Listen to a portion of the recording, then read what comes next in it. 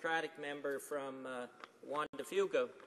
Esquimalt-Juan-de-Fuca said earlier in naming all the areas that under this bill you can transport weapons. Now it gets confusing.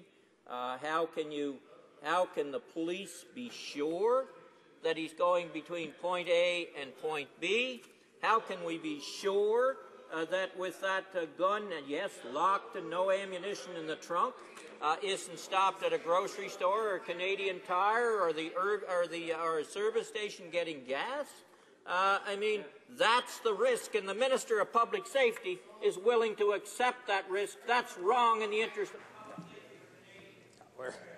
We have a 10-minute period for questions and comments. We've got one question down so far, and we're about halfway through. Questions and comments. The honourable member for Esquimalt-Juan-de-Fuca. Thank you, Mr. Speaker. I guess you're not suggesting I take the whole 10 minutes. At the beginning, I was pleased to see the minister staying for the debate, but I wonder, I'm going to ask the minister from Malpeque if he thinks like I do that perhaps his extreme agitation is because of the shaky ground he's standing on in this bill. We heard the minister during his remarks in the chamber promise to change the classification of two guns. And I wonder, as a former Solicitor General, if he's ever seen anything like this, where a minister makes a political promise in the House of Commons about the classification of weapons. And doesn't this really point to one of the severe problems in this bill, is the politicization of classifications? Honourable member for Malpeque. No question that it points to the politicization of classifications, and I am pleased to see the minister here, and I'm pleased to see him get on his feet and raise questions.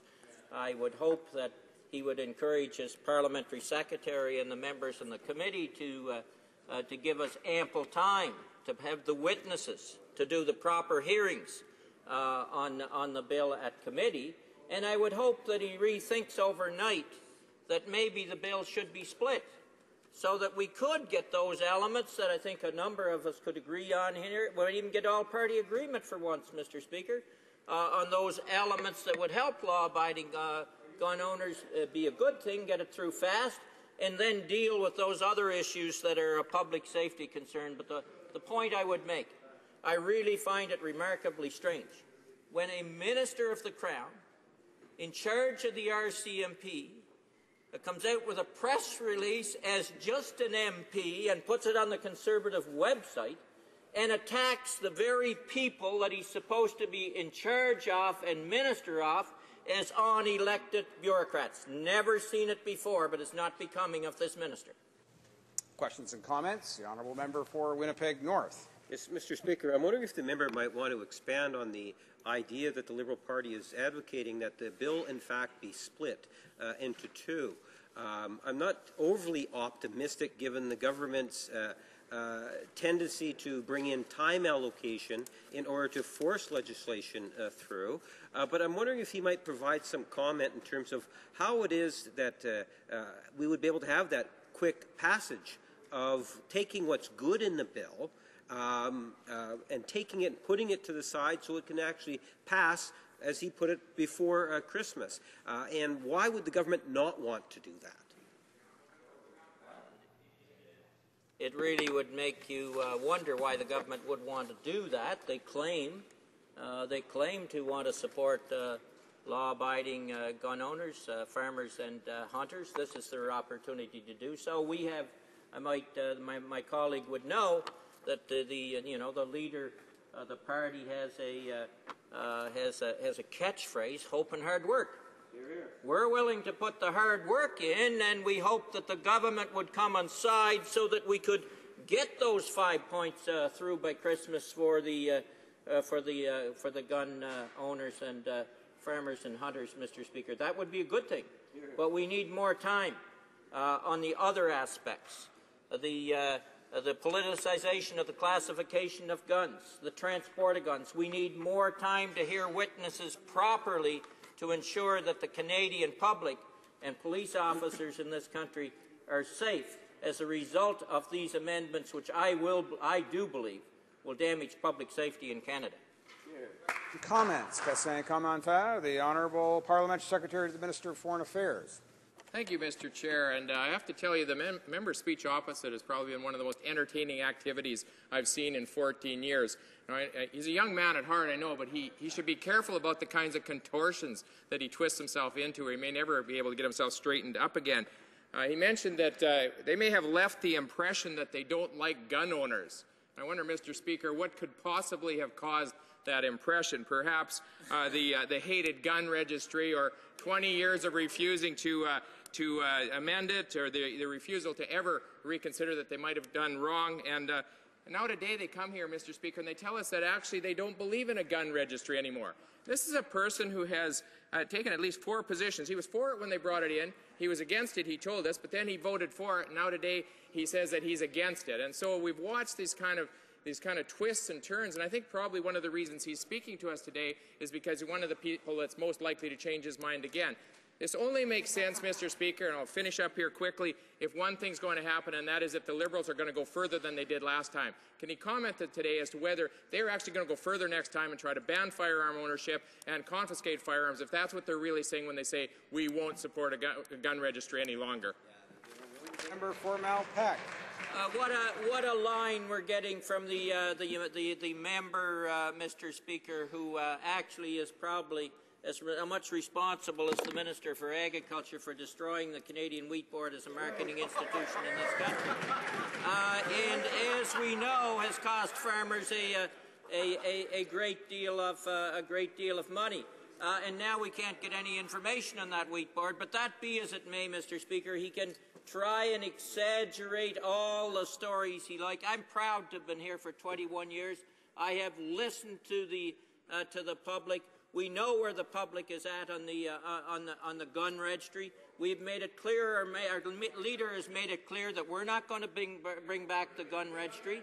We want to ensure Canadians are safe, and we'll do that by other means. And no, we are not interested in banning guns in this country. So the member can get on with all the exaggeration he likes. We know they're really doing this for fundraising activities and to cater to that right-wing base that used to give them money, and they need a little more from it, and that's partly what this bill is all about. We believe in public safety in this party, Mr. Speaker, and we're going to speak out in the interests of, 1, law-abiding gun owners and hunters, and we would like to pass those 5 recommendations there. And on the other side, we're going to speak out and ensure that there's public safety in this country and that guns are not an issue that will affect that. Before we go to resuming a debate, I have the honour to inform the House that a communication has been received, which is as follows. Mr. Speaker, I have the honour to inform you that the Right Honourable David Johnston, Governor-General of Canada, signified royal assent by written declaration to the bill listed in the schedule to this letter on the 26th day of November 2014 at 3:41 p.m., and that's signed by Stephen Wallace. The bill assented to today, Wednesday, November 26, 2014, an act to implement the Free Trade Agreement between Canada and the Republic of Korea, Bill C-41. Et encore, j'ai l'honneur d'informer la Chambre qu'une communication dont voici le texte a été reçue. Monsieur le Président, j'ai l'honneur de vous aviser que le très honorable David Johnston, gouverneur général du Canada, a octroyé la sanction royale par déclaration écrite au projet de loi mentionné à l'annexe de la présente lettre de le 26 novembre 2014 à 15h41. Veuillez agréer, Monsieur le Président, l'assurance de ma haute considération, signé Stephen Wallace. Projet de loi ayant reçu la sanction royale le mercredi 26 novembre 2014, loi portant mise en œuvre l'accord de libre-échange entre le Canada et la République de Corée. Projet de loi C-41. Resuming debate, the honourable member for Dauphin, Swan River, Marquette. Mr. Speaker, thank you for this opportunity. I'm going to be splitting my time with the member for Yorkton Melville, a member of Parliament who I consider a good friend, a mentor, and who I deeply respect for his work in preserving and retaining our hunting and angling and firearms traditions. And I'm proud to stand today in the House speaking in support of Bill C-42, the Common Sense Firearms Licensing Act.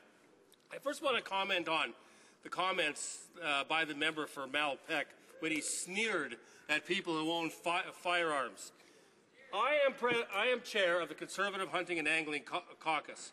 Our caucus's mandate is to preserve and protect a way of life. That includes hunting, it includes angling, and is a strong measure of conservation. Hunting and angling groups are Canada's first and most effective conservation groups in the world. And I can see the members across laughing, but the waterfowl hunting community in North America created the North...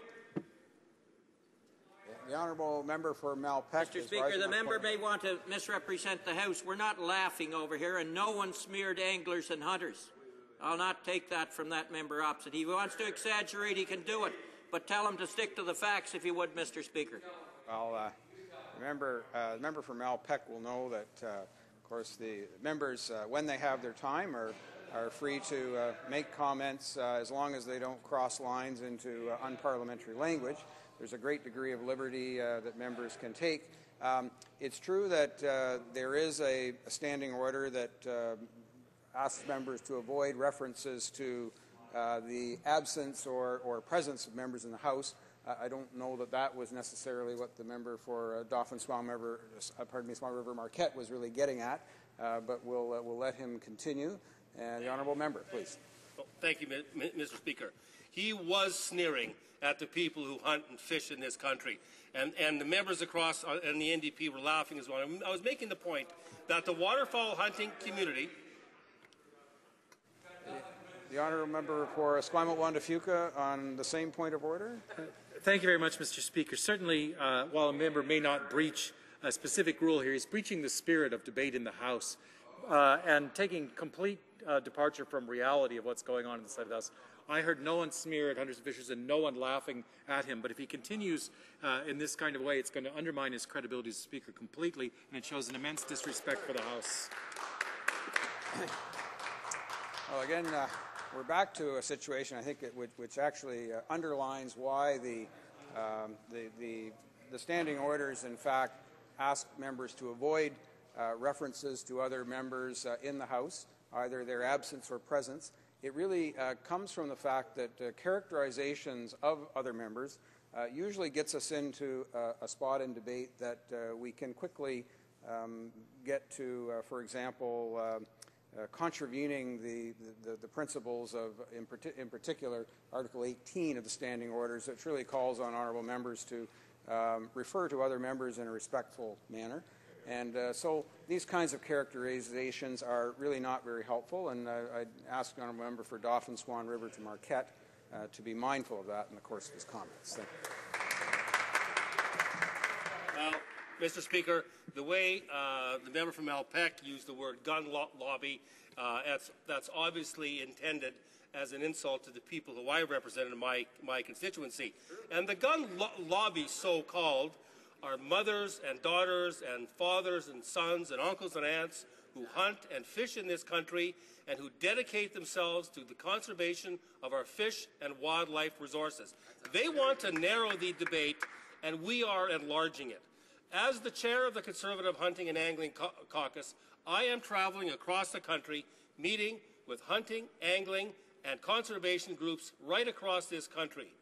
And to a group, Mr. Speaker, they are genuinely supportive of the Common Sense Firearms Licensing Act and even more supportive of the conservation measures this government has brought in, such as the National Conservation Plan.